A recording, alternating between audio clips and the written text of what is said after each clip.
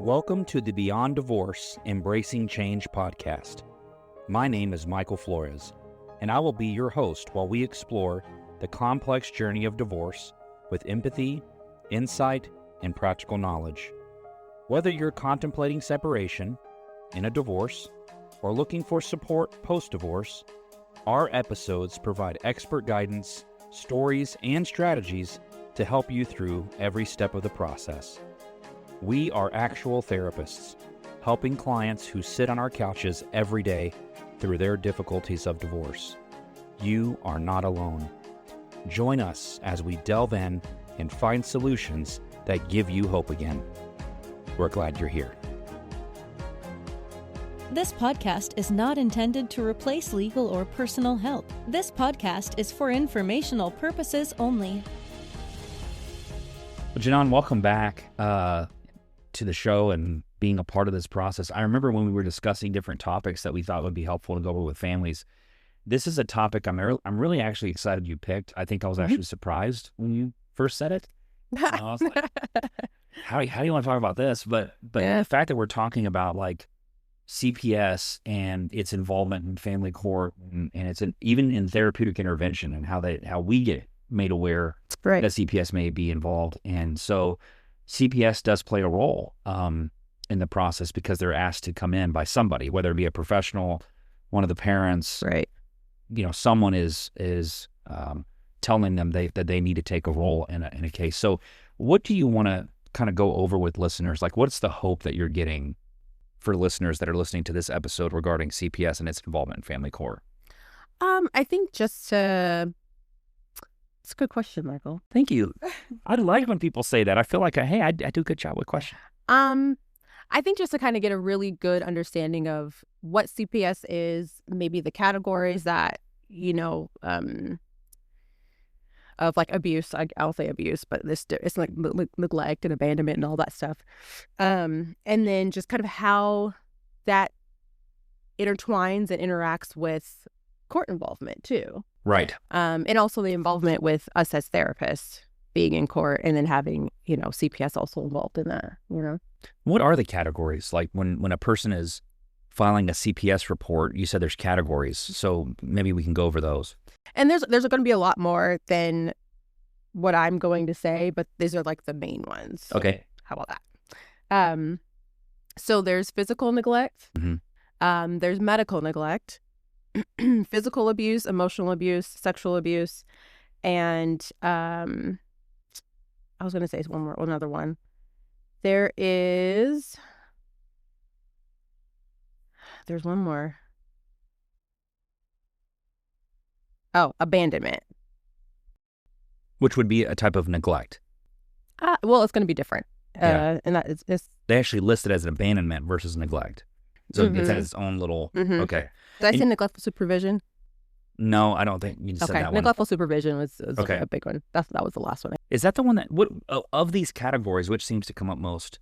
So neglectful supervision, well, you talking about in court or just in general? Yeah, like what have you heard in court come up most when CPS is involved? Mainly, well, it kind of depends. If it's really contentious, then we might see a lot more of the physical abuse or sexual abuse. Yes. But kind of in general, I would say in general sense, maybe in Texas, it's going to be more so neglectful supervision, which is kind of like a catch-all. Yeah, I could see that. Mm-hmm. I've heard neglectful supervision for sure. Matter of fact, I feel like the wellness checks that people do sometimes, which they don't usually do their CPS or police, is usually for some type of neglectful supervision, it seems. Yeah. Mm-hmm. But yeah, the one I hear a lot is what you said. It's the physical or sexual abuse. It seems to come up. Maybe it's helpful for listeners to know, like, the therapists are not, like, we're not investigators, but there's an investigative piece. That makes any sense? Like, we're going to learn things, but that's not like the role that we play. But I feel like clients and how many times have I said, please understand there's a difference between a therapist and an investigator. We are not investigators. Yeah. There is a layer of an investigative piece because we learn things as we talk with people or whatever else, but that's not our primary role, right?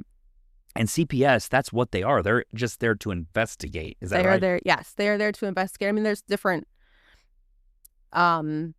departments, and I worked in different departments as an investigator, so I'm still not an investigator. I still was not an investigator when I worked for CPS. Okay. Full disclosure, I worked for CPS. About Yes, I'll just go and tell. That's probably why this is important. Yeah, about 10 years ago, I worked for CPS for almost 5 years. And I worked for family-based safety services, which was, I mean, this, if you want to do good cop, bad cop, I was a good cop. And then, and I was not an investigator. I never want to be an investigator. And so mine was really like family preservation, which is kind of what we do here now too. But there are, but so those guys are the investigators, and they are going to come in and see kind of what's going on. And I want to kind of jump on to, because you said that we're not investigators, and one thing that I kind of noticed, and I don't know if you have, I see a lot of young kids. And so a lot of times what parents will do, if there's court involved or a court might be involved, sometimes a thing will happen with a kiddo. Parents will come in and they will tell me about it. The parent will tell me about it, and then they'll want their kid to tell me about it, so then I can call CPS. Does that ever happen to you? Yes. So they want because people know that you're like, you have a duty to report, and so they want the kid to report something that was actually reported to them. Yeah. Yeah. Yes. But you go tell the therapist, or you go tell your school counselor, or you go tell whoever. Yeah. Go tell a mandated reporter. A mandated reporter. Mm-hmm. Exactly. Yeah. And that's kind of not the way that you want to utilize us, I will say, because from my experience, a lot of times what either happens is parent will come in and they will say something has happened, and they'll tell me like the whole thing, and then I'll have the kid come in and it's minimized, or it's either minimized or it's not as bad. And so then I'm like, do I call, do I not call? I kind of teeter with that. Mm-hmm. Because that's what so as a mandated reporter, I think people need to understand too, is like, we have to be the first like sifter of going, yeah, well, wait a second, this doesn't seem to rise to the level. Now, if we're sitting there on the fence, I think a good mode of transportation is to go ahead and make the report and let CPS kind of sift through that. When in doubt. When in doubt, sure. Intake will call you, ask you questions, and then, they'll say yay or nay whether or not they're going to. Yeah.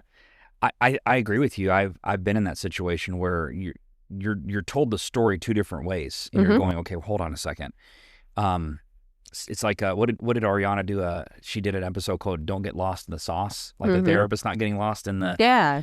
But I think that their own experience of the event, they get lost in the sauce, if that makes any sense. And so then they need to go report. And the hardest thing, I feel for CPS here, is like, they get so many. I can't even imagine. I've never asked anyone this. Maybe you know the answer, but how many calls do you think come in a day? Oh, I don't know that, but a ton. Like, do you think the phone ever doesn't ring? Or do you think the phone's ringing constantly? I'm sure it's ringing constantly. I mean, I know when I have called, I've been on hold for a very long time. So I can only imagine that, the time that it takes to, make the report and all that stuff. But then, constant calls. And you know what I think hurts? And this is a guess. Again, I've never worked for CPS. I don't know. But if they get like so many calls as what you say, and they have to filter through those calls and decide which ones they're going to look into, which ones they're going to investigate, I feel bad when they if you were, okay, let me give you an example. If I said, I'm going to have you investigate something for me, Jinohn, you said, okay, and let's say you do 20 investigations, you find nothing in the 20, right? And then maybe the 21st one, you find there's a finding of something that you're concerned about. Do you feel going into it that has any type of like, I wouldn't say the word influence, but like, do you don't think that changes how you see dynamics in families? Do you think like they're like, I'm getting this call, but it just doesn't feel like a real danger. This feels like a leveraging, or this feels as a... Yeah. And that's dangerous, right? Because it very. What happens is you get calloused or jaded, or, it's just like, nah, I've heard this before. I know what's going to happen. I know, and so we start assuming. Confirmation bias. And it's just like, I bet this is just how it is. I bet this is what it is. And it may not be taken seriously. And it could be something that's really actually serious and actually happen. And this is where I want to leave the message that says, when you misuse the system, this is what you create. Yeah. And I know that we don't want to create that. I think CPS at its core and essence was designed with the right frame of mind, which is to protect children. child protective services. I mean, it was designed to protect them. And it makes it difficult when they're trying to protect something that didn't exist because it's used as a leveraging. Right. And that's not a knock at CPS as much as it's a knock at parents on how they've used it. Yeah. Right. I think it's one of those, be cognizant of that. And I think you earlier before we started the podcast, you were mentioning some things that you wish parents could do in advance. Like before you utilize something like CPS, there's some things to consider. What are the things that you would tell our listeners, like, hey, before you jump into the CPS boat, we're not saying not to, we're saying, but before you jump in the boat, maybe look into these first. What would you suggest? Yeah. Well, I think number one is your kid in immediate or imminent danger? Okay. Those are I think that's the biggest thing. If there's an imminent danger, then yeah, call CPS. Like, I don't care about anything. Imminent danger. And there's a definition of that. Look it up. It's Googling, you know. Yeah, like it's if I send them there, this is going to happen today. Like right now, it's, like imminent danger. It's imminent. It's going to happen. The dog is off the leash, kind of thing. Yeah. Or there's immediate danger, which is it's happening. It's like currently happening. It's currently happening. Imminent/immediate. Immediate. If it's those two, then yes, call CPS. You don't need to wait. You don't need to think about it. If you know for sure that your child is going to be in danger, especially if you have a vulnerable child, which is any child under the age of 5. Okay. That's considered a vulnerable child. Yeah, according to CPS, it's considered a vulnerable child. Any child under the age of 5. Then yes, you do it, and you do what you got to do to keep your kids safe, or children, whichever one. But I do think that what we can do, and what I really want to encourage parents, and I've heard you say this even, Michael, is, talk to the other parent. Talk to them. I know that a lot of times kids are like, oh, I don't want you to say anything because I don't want to get in trouble. But if there is a question of whether or not your child is safe at another parent's house, rather than calling CPS and asking CPS to kind of go in there and kind of could upheaval a lot of things, it could make you look like you're just kind of utilizing the system incorrectly. I would say talk to the other parent. Yeah. Give them the opportunity to clear it up. Okay. I think the thing I've seen with parents, the hesitation, is if they reach out to the parent, the other parent ignores them, doesn't want to. I said, well, then doesn't it validate more of a reason why you should call? Right. Yeah. Okay. That's why I said give the opportunity. Yeah, give the opportunity, exactly. And then they go, well, if I tell the other parent and the kid's afraid that the other parent's going to find out, now I just tipped the parent off and I broke the trust of my kid. Well, what's going to happen when you call CPS? The investigator's going to come talk to the kid. You don't think the other parent's going to think that they know who called? Like their first assumption is it's my ex-spouse. Right. I've never had someone come in our office that's doing therapy, as we do with family therapy with court orders, and they don't assume that the first person that called CPS wasn't us. Right. It was the other parent. Every time. Yeah. Every time. Mm-hmm. And so it's almost as if like, if the kid's like, I don't want you to tell my other parent because I'm going to get in trouble, so I'm not going to tell the other parent anything. I'm not going to communicate with them. I'm just going to go ahead and call CPS. Well, then what happens is CPS starts to investigate. You don't think the parent's going to know or find out at that point? Like, It's like, when did you want this bomb to drop? Are you wanting to do it on the front end or the back end? Because you're still going to get it either way. Right. And so what I think is, if you show that I'm trying to figure out what's going on with the other parent first, I think that's a huge benefit to you later. Even if CPS does get involved. I agree. Yeah, so I think that's a great answer. Yeah. So talk to their parent. And what would be the goal of that conversation? What would you encourage them to consider? I think the goal is the goal will be to get an understanding. An understanding of kind of what happened. And that's going to be built on a foundation of trust. And I know, just like Michael, most of the time, when parents are in court, they probably don't trust each other. I get it. I understand. I know. At the same time, I think that sometimes, and this is going to be my opinion, but I think that sometimes, like, let's say parent A gets a narrative from a kiddo of something that happened, and it could be a safety issue, and you're just like, oh my God, I gotta call CPS. And, you just take that as truth. I think that sometimes, like, I would say parent A, they probably don't have their BS radar on, and they just kind of take that as truth. And then, like, everything this kid says is true. Yeah. Got it. Even if it really doesn't make any sense. Yeah, I've There are seen that. times where I know kids will come in and they'll tell me stuff and I'll be like, that doesn't make any sense, because I have the BS radar on, because do kids lie? Yeah, they do. What? And if a parent said, no, my kid doesn't lie, have you had that? Have you had a parent ever tell you, my kid doesn't lie? I don't know if I ever had that. I had one, but it wasn't because I asked. I forgot what it was. It's like, I think they were talking to the other parent in the session and said, well, I don't think they said, Yeah. He doesn't lie. And the other parent, one parent was like, yeah, he does. And the other parent was like, no, he doesn't. And so I was like, we're not even on the same page with whether or not this kid might be telling a fib. But I think what I've learned with kids as they tell story is you have what we call an exaggeration and a minimization. Mm-hmm. Right? And so an exaggeration is what you were talking about earlier, is we made it bigger than what it was, right? And a minimization is making less than what it was, knowing that somewhere probably in the middle might be really where it's at. But we've had kids like, I don't know, they'll hang out with like one parent, and they'll go, like, this parent only has excursions. Like, maybe they have only like community supervision, or they only have access like as an outing or something. And then what I will hear is that parent will have their kid for a little while to go do an excursion, like, I don't know, go four-wheeling or something. And the other parent gets the kid back and says, hey, how was your time with your dad or your mom or whoever? How was your time? And the kid says, oh, we went four-wheeling. It was cool. I'm like, oh, you went four-wheeling? Did you wear a helmet? They're like, no, I don't wear a helmet. I'm like, oh my gosh, they were in danger. And so, yeah, you see what I'm saying? Over this helmet thing. And so then you talk to the parent about it, and the parent goes, they had a helmet on? We didn't ever ride it without helmets? And you're going, well, they're telling me they didn't have a helmet. Well, the first helmet we tried on didn't fit. Right? So we didn't use that one, but we ended up getting something like, there's a story behind it. So yeah, there's usually more to it. But you're right. Who's the parent trust more, the kid or the co-parent? They're definitely going to trust the kid more. And there you go. And the kid's trying to tell the story, knowing that they may leave something out. Yeah. Or they may describe something a way that it doesn't really exist. Can I give you a fun one? Yes. Oh my gosh, my wife's going to be so mad at me that I'm telling the story. So one day they had a person come speak to the class. And this is my wife's story. She was little. They had a person come speak to the class about drinking and driving.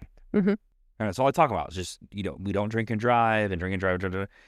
So my wife, being a kid, raises her hand and says, my dad drinks and drives. And so, so the first thing you're thinking is like, uh-oh, kid's in danger. So what did the teacher do? The teacher calls the parents. Doesn't call anyone else, calls Stephanie's parents and says, hey, we had someone come in and speak, talk about drinking and drive, and your daughter raised her hand and said, hey, my dad drinks and drives. They start laughing, and they said, yes, he does. He drinks Diet Coke. Mm-hmm. He always has a Diet Coke with him in the car when we go places.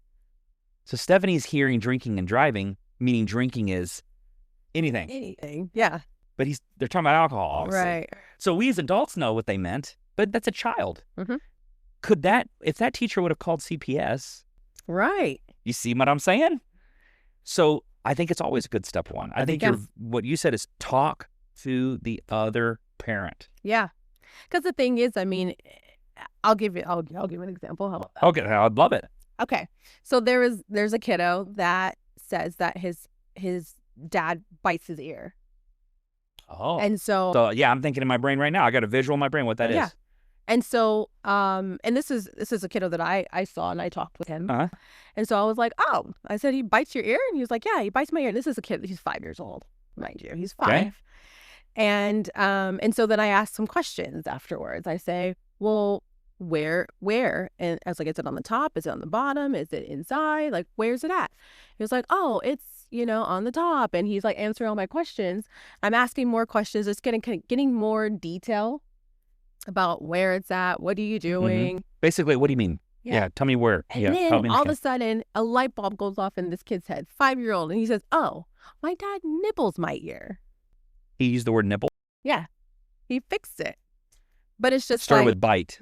Started with bite because that nibbled. makes sense, right? Because your mouth. Went over my ear. Mm-hmm. Your mouth went over my ear, bite. But then, as we asked questions and as we talked, he was like, oh, no. It's a nibble. And see, if we were judgmental in that conversation, you'd have been like, why is he biting your ear? Mm-hmm.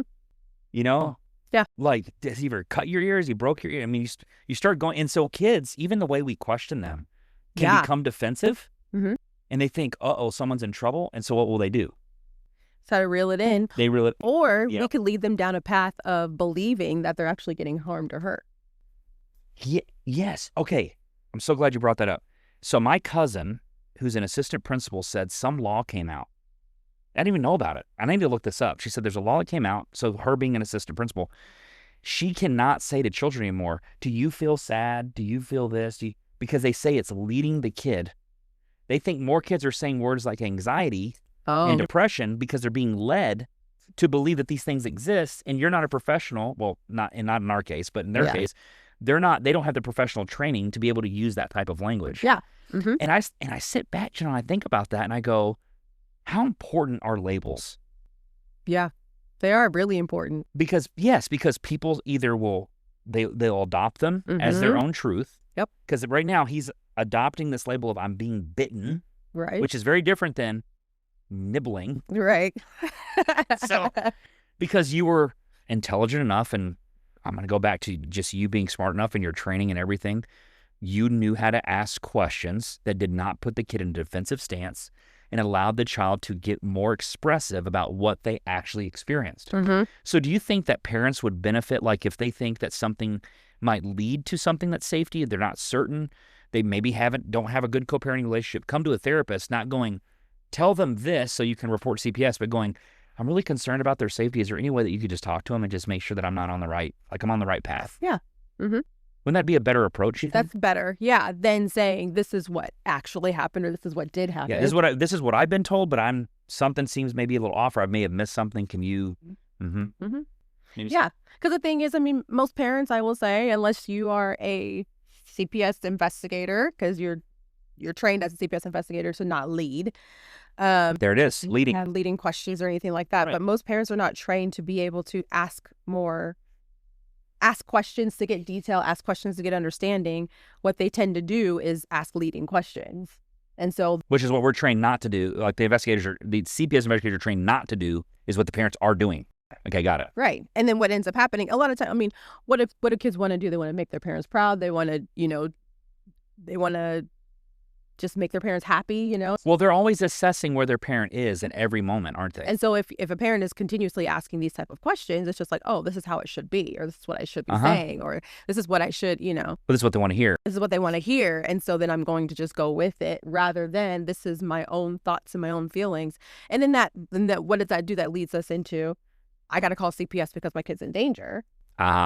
May not actually be what's true. That's why it's important to kind of circle around to talk to the other parent, because you get a fuller picture of kind of what actually may have happened, and you'd be like, oh, okay, well, that kind of does make sense. And I think I want the listeners to hear this is like, we're not sitting here saying don't call CPS if your kid's in danger. That's what we're saying is, if an imminent or immediate danger is not present, but there's a concern of some type of danger or something under one of these categories you mentioned, step one should not be CPS at that point. Right. It should be talk to the other parent, gain the information.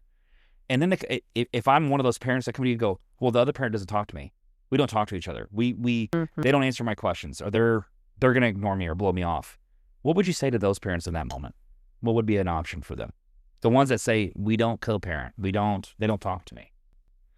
I would say just still try. Like, at least always make the attempt. If you at least make the attempt, that shows that you're doing something more than, or you're at least questioning, right, what's going on. Yeah. And you're trying to really get an understanding. But if you can't get the understanding and all you have to go on is your kiddo's, then you're going to go off your kiddo's narrative. Yeah. And your kiddo's truth, then so be it. If you think that if it's a safety issue. Yeah. Right, I'll say it's a safety issue.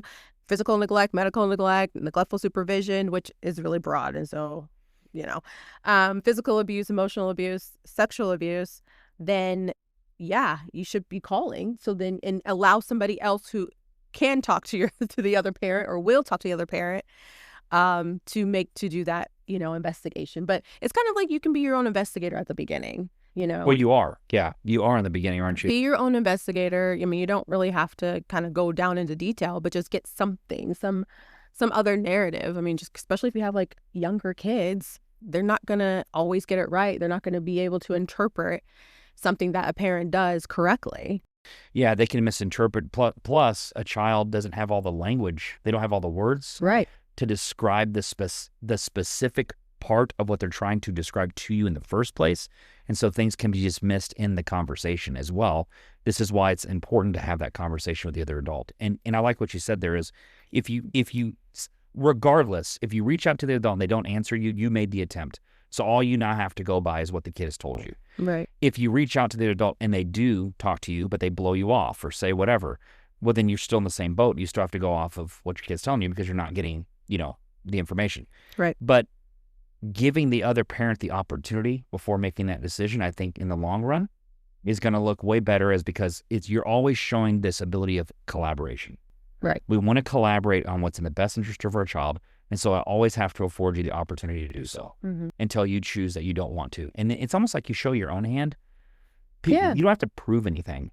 Like people will just show it to you if you just let them. Like, you got to get out of their way enough so they'll show you. It's true. Yeah. So anyway, I don't know. It's kind of a weird thing to throw in there, but okay.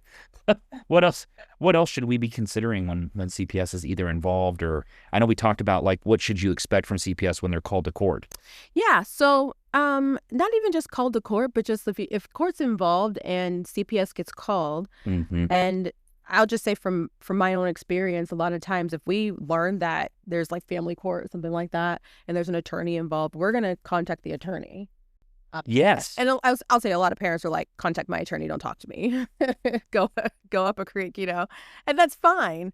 I will say that it's not, I would say for me, it was never intimidating. It was actually welcoming to know that there's an attorney because it's almost like there's another person kind of abreast to kind of what's happening. It can kind of give me some insight when I was a CPS caseworker.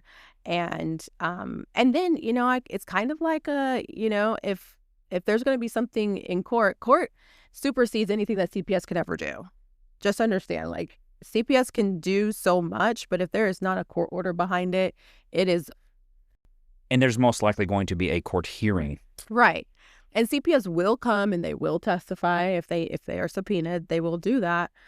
And all they can do is just testify to their investigation and all that stuff. Yeah. So if you already have a pending court issue going on and court is already involved and you believe that some of these issues exist, it might be probably one of your best options to go talk to your attorney about it. And your attorney will know exactly how, might actually be able to quicker to respond to it if necessary, or at least encourage you to, hey, we need to do a couple steps first. However, if this ends up being the result, then we can file something like this and get it before a court as soon as possible. And a lot of times if you can get things, if things are filed and all that stuff, CPS will just kind of close their case because a judge will always supersede whatever. Oh, I see. Yeah. So don't expect CPS to be like, okay, CPS is not superseding a court, is what I'm hearing. Right. And if the CPS investigator knows that court's involved and knows you're going to court over the dynamic of what's going on, they're just going to let court. They're going to let court do what court's going to do. Got it.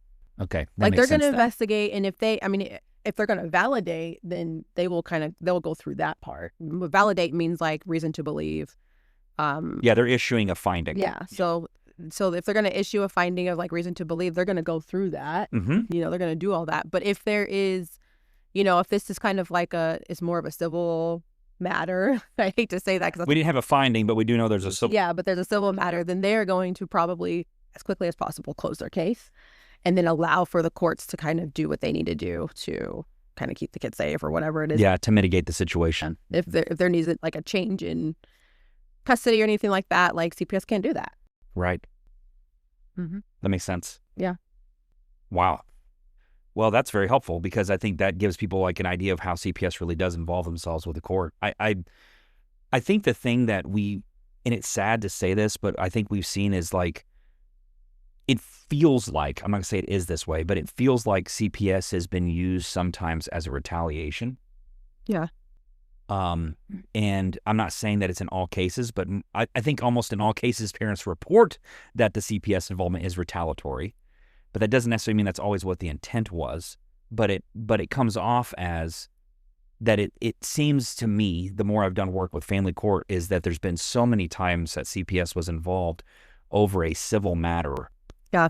Makes sense. And it was almost as if CPS may have felt like they were just being used as a leveraging point to leverage a case. And so remember when we did we made an insert on a card, and I think we did this to help ourselves. It's kind of like, what does alienating behaviors look like? Yeah. And one of the things we talked about was using third parties to tell the story, and that was kind of what we meant, like using like a teacher, a counselor, a CPS worker, a neighbor, or whatever. You're using these third parties to facilitate a story that matches more with what you believe is occurring. Right. And that really looks from the outside in, like when we're on the outside looking into that, it looks alienative in nature, especially if there's no substance. Right. Like if it keeps coming up and there's nothing behind it, there's no proof to it, it looks alienative. And so, and then you have to deal with that. Now you're gonna have to deal with that part of it. Right. So I'm almost like, you definitely need to use CPS if there's an immediate or imminent danger. Yes. 100%. In the event you can have a conversation with the other party, right, with the other parent or co-parent, please do that first, right, as best as you can. Yes. It's always a good step one, good method to follow, and to gain an understanding of what actually has occurred, right? You're getting a therapist would probably do the same anyway. Like if a kid comes in and reports to us something happened at dad's, we're probably going to talk to dad before we do anything. Right. I mean, we're going to say, hey, heard you had a weekend with the kiddo. Tell me what happened. Yeah. We might do that.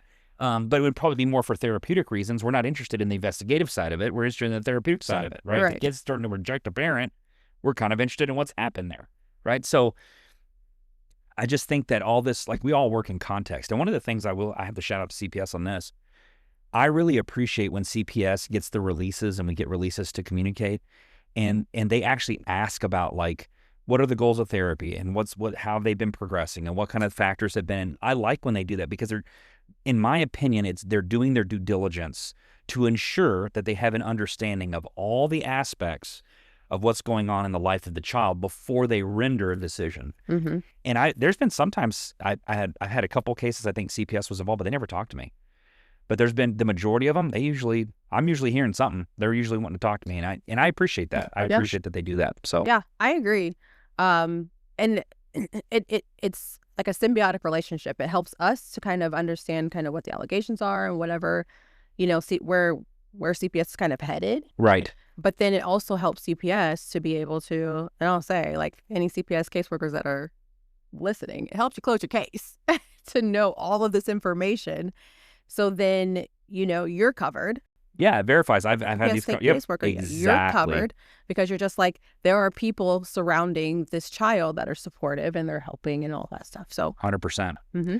Any final thoughts or final messages you feel we should leave the listeners with that maybe we didn't cover or we may have missed? I don't know what we missed. Y'all will be able to tell us what we missed or what questions that you might have or any follow-up stuff that you might have. But I do think that the biggest takeaway, I would say, is CPS is going to be a third party, a third leg into this, multi-leg monster called court and your kids. And do we want to add another piece? I don't know. Sometimes, yes, it's needed for immediate and imminent dangers. But then other times, the goal, I think, of any court and any therapeutic relationship is to kind of work ourselves out of a job.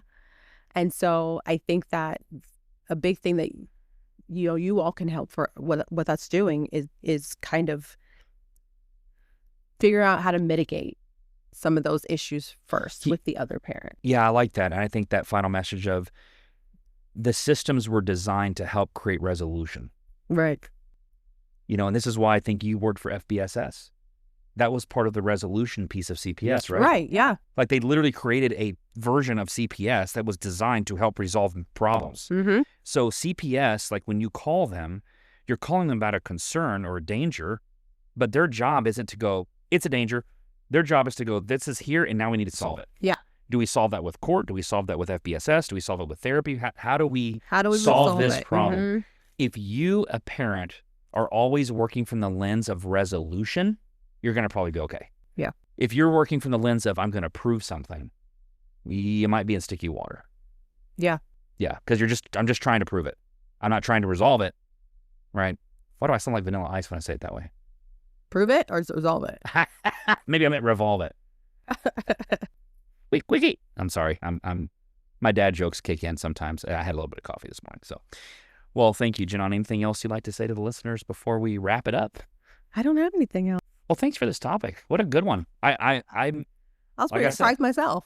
I don't know, when you said that in the conference room, I was like, interesting topic. I wonder how we would approach that, but I'm glad we did. And I think it's important for people that are in divorce. CPS does get involved in their cases, and knowing, understanding those dynamics, I think, are really important for our listeners to know. So thank you so much for you following us and keeping track with what we're doing, what we're up to.